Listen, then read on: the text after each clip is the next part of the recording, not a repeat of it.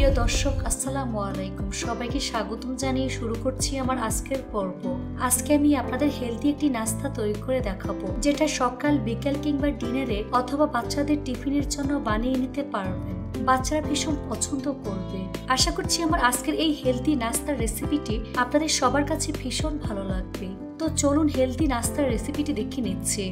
প্রথম একটি মিক্সিং বলে 1 কাপ পরিমাণ ময়দা নিয়ে নিচ্ছি। আপনারা চাইলে আটা ব্যবহার করতে পারবেন। আটা ব্যবহার করলে নাস্তাটা আরো হেলদি হয়। স্বাদ মতো লবণ দিয়ে দিচ্ছি। লবণ ময়দার সাথে খুব ভালো করে মিশিয়ে নেব। এবার এর মধ্যে অল্প অল্প করে পানি অ্যাড করে মোটামুটি পাতলা একটি ব্যাটার তৈরি করে নেব। পানিটা একবারে দেওয়া যাবে না, অল্প অল্প করে দিয়ে মিশিয়ে ব্যাটারটা তৈরি করে নেবেন। এই ব্যাটারটা খুব বেশি পাতলা করে ফেলা যাবে না, আবার ঘন করে ফেলা যাবে না। হ্যান্ডবিটার দিয়ে খুব ভালো করে ফেটিয়ে নিতে হবে। খুব ভালো করে ফেটিয়ে নিতে হবে যাতে করে এর মধ্যে কোনো প্রকার লাম্পস না থাকে।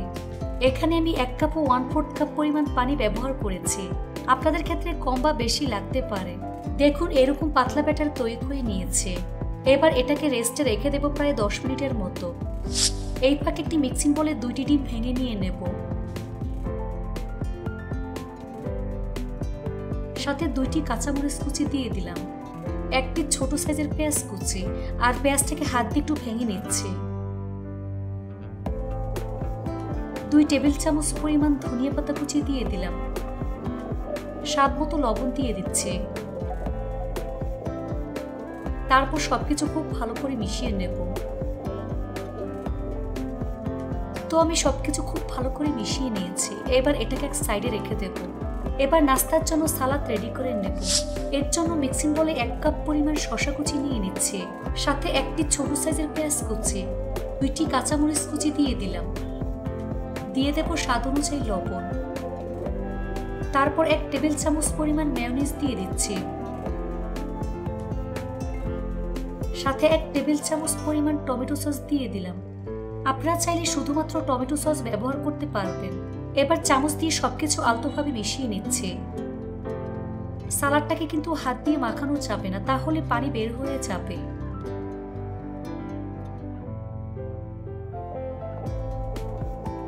মাখানো হয়ে গিয়েছে। এবার এটাকে এক সাইডে রেখে দিচ্ছি। 10 মিনিট রেস্টে রাখার পর এখন ব্যাটারের ঘনত্বটা আপনাদের দেখিয়ে দিচ্ছি। দেখুন ব্যাটারের ঘনত্বটা ঠিক এরকম হবে। দেখুন সম্পূর্ণ চামচ কোট হয়ে গিয়েছে, অর্থাৎ আমার ব্যাটারটা একেবারে পারফেক্ট হয়েছে। নাস্তা ভাজার জন্য চুলে একটি ফ্রাই প্যান বসিয়ে দিচ্ছি। তারপর টিস্যুর মধ্যে হালকা করে তেল নিয়ে মুছে নিচ্ছি। এখানে খুব বেশি তেল ব্যবহার করা যাবে না। এই পর্যায়ে চুলার আঁচ মিডিয়ামের মাঝামাঝি থাকবে। তারপর ফ্রাই প্যানে পরিমাণ মতো ব্যাটার দিয়ে ছড়িয়ে দিচ্ছি। গোল রুটির মতো শেপ দিয়ে দিচ্ছি। চামচ দিয়ে ঠিক এভাবে আমি ছড়িয়ে নেব। যখন দেখবেন উপরের কালার চেঞ্জ হয়ে ঠিক এরকম হয়ে যাবে, তখন এর মধ্যে পরিমাণ মতো ডিমের মিশ্রণ দিয়ে দিচ্ছি।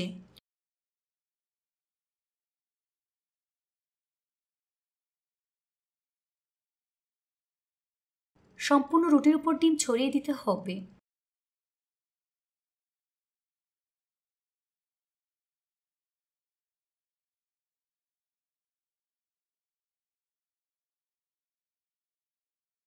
রুটির মধ্যে ডিম দেওয়ার পর কিছুক্ষণ অপেক্ষা করব। যখন দেখবেন ডিমটা কিছুটা ড্রাই হয়ে যাবে, তখন ফ্রাই প্যানে তেল দিয়ে দিচ্ছি। তারপর উল্টে দিচ্ছি। ফ্রাই প্যানের চারপাশে তেল লাগিয়ে নেব। এই পর্যায়ে চুলার আঁচ মিডিয়ামের মাঝামাঝি রেখে এক সাইডে ঠিক এভাবে লম্বালম্বি করে সালাদ দিয়ে দিচ্ছি।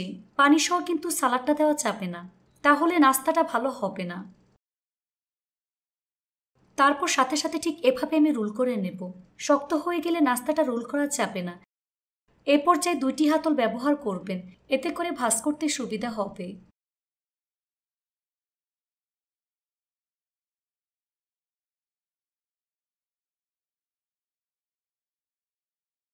এভাবে কয়েকবার উল্টে পাল্টে নাস্তাটাকে একটু সময় নিয়ে গোল্ডেন ব্রাউন করে ভাজতে হবে।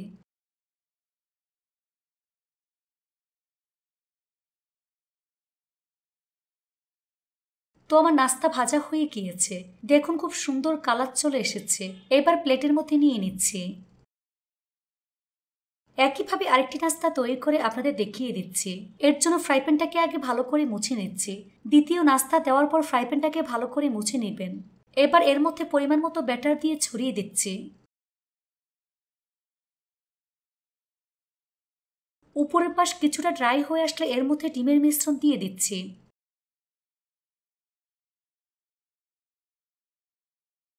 এবার কিছুক্ষণ অপেক্ষা করব। এর চারপাশে হালকা করে তেল লাগিয়ে নিচ্ছি।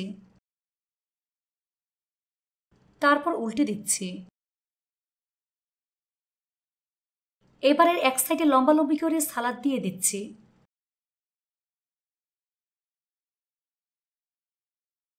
তারপর সাথে সাথে রোল করে নিতে হবে।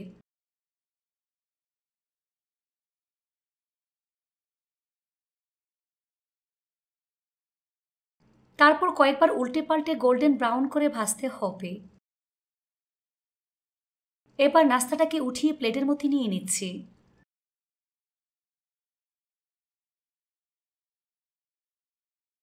সবগুলো নাস্তা একইভাবে আমি তৈরি করে নিয়েছি।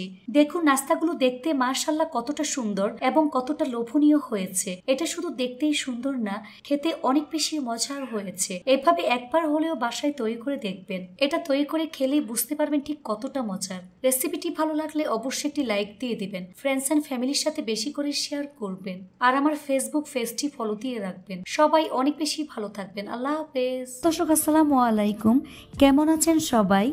আশা করছি সবাই অনেক ভালো আছেন। আমিও আল্লাহর রহমতে অনেক ভালো আছি। আজ আবারও হাজির হয়ে গেলাম ছোট থেকে বড় সবার খুবই পছন্দের একটি রেসিপি নিয়ে, আর তা হচ্ছে মোগলাই পরোটা। এই পরোটা তৈরি করা একেবারেই সহজ, খেতে অসম্ভব মজার। চেষ্টা করেছি সহজভাবে দেখাতে। তো চলুন রেসিপিটি দেখে নিচ্ছি। এই রেসিপিটি তৈরি করার জন্য এখানে আমি 1.5 কাপ পরিমাণ ময়দা নিয়েছি। আপনারা চাইলে ময়দার পরিবর্তে আটা ব্যবহার করতে পারেন। দিয়ে দিচ্ছি স্বাদমতো লবণ। 2 টেবিল চামচ পরিমাণ সয়াবিন তেল দিয়ে দিচ্ছি। এবার শুকনো উপকরণগুলো খুব ভালো করে মিক্স করে নেব। ময়দাটা তেলের সাথে যত ভালো করে মিশিয়ে নেবেন, পরোটা তত ক্রিস্পি হবে আর খেতেও অনেক ভালো লাগবে। যখন দেখবেন হাত দিয়ে এভাবে মোট করলে দলা পেকে যায়, তাহলে বুঝতে হবে মিশ্রণটি পারফেক্ট হয়েছে। এই কাজটি একটু সময় নিয়ে ধৈর্য সহকারে করবেন, তা না হলে পরোটা ক্রিস্পি হবে না আর খেতেও ভালো লাগবে না। এবার এর মধ্যে অল্প অল্প কুসুম গরম পানি অ্যাড করে পরোটার ডো তৈরি করে নেব। পানিটা কিন্তু একবারেই দেওয়া যাবে না, অল্প অল্প করেই মিশাতে হবে, তাহলে ডোটা পারফেক্ট হবে। এই ডোটা খুব বেশি শক্তও হবে না, আবার খুব বেশি নরমও হবে না, মাঝামাঝি থাকবে। তো ডোটা মাখানো হয়ে গিয়েছে, এটাকে আমি আরও কিছুক্ষণ মথে নেব। এবার এর উপরে সামান্য পরিমাণ তেল মেখে নিচ্ছি, এতে করে ডোটা ড্রাই হয়ে যাবে না, সফট থাকবে। এবার এর উপরে ঢাকনা দিয়ে ঢেকে 20 মিনিটের জন্য রেস্টে রেখে দেব। এই ফাঁকে মোগলাই পরোটার জন্য একটি মিক্সিং বলে 3টি ডিম ভেঙে নিয়ে নিচ্ছি। দিয়ে দিচ্ছি 3টা কাঁচামরিচ কুচি। 2 টেবিল চামচ পরিমাণ ধনিয়া পাতা কুচি দিয়ে দিচ্ছি। দিয়ে দিচ্ছি স্বাদমতো লবণ, 1/2 চা চামচ পরিমাণ চাট মশলা। দিয়ে দিচ্ছি 1/4 চা চামচ পরিমাণ গরম মশলা। দিয়ে দিচ্ছি 1/2 কাপ পরিমাণ পেঁয়াজ কুচি। এবার সবগুলো উপকরণ খুব ভালো করে মিক্স করে নেব।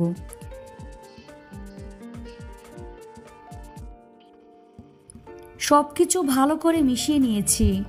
এবার এটাকে এক সাইডে রেখে দেব। 20 মিনিট পর দেখুন ডোটা সেট হয়ে গিয়েছে। ডোটাকে কিছুক্ষণ মথে রোলের মতো করে নিয়েছি। এবার একটি ছুরির সাহায্যে সমান 3 ভাগে ভাগ করে নেব। এখান থেকে এক পিস নিয়ে একটি রুটি বেলে নেব। রুটিটা যতটা সম্ভব পাতলা ও বড় করে বেলে নেবেন, এতে করে পরোটা অনেক বেশি ক্রিস্পি হবে, শক্ত হয়ে যাবে না, খেতেও অনেক ভালো লাগবে।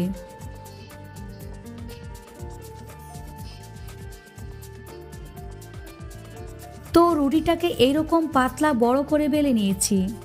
এবার এর মধ্যে 1/4 কাপ পরিমাণ ডিমের মিশ্রণ এর মধ্যে দিয়ে দিচ্ছি। এখন চারপাশ থেকে এইভাবে ভাঁজ করে দেব।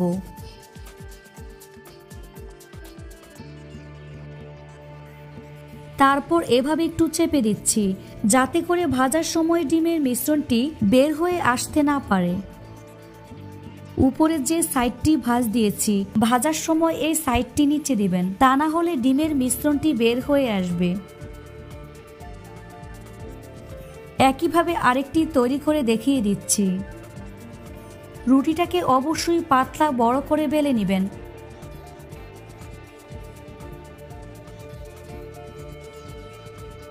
এবং এর মধ্যে 1/4 কাপ পরিমাণ মিশ্রণ দিয়ে দিবেন। তারপর এভাবে ভাঁজ করে সিল করে দিবেন।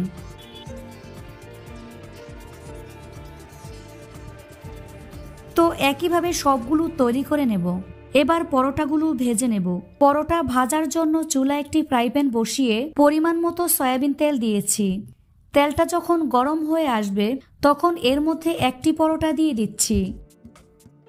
চুলার আঁচ মিডিয়াম টু লো হিটের মাঝামাঝি রেখে এটাকে ভাজতে হবে। এক সাইড ভাজা হয়ে আসলে খুবই সাবধানে উল্টে দিতে হবে। এভাবে কয়েকবার উল্টে পাল্টে গোল্ডেন ব্রাউন কালার করে ভেজে নেব। চুলার আঁচ খুব বেশি বাড়ানো যাবে না, তাহলে ভিতরে ডিমের মিশ্রণটা কাঁচা থেকে যাবে।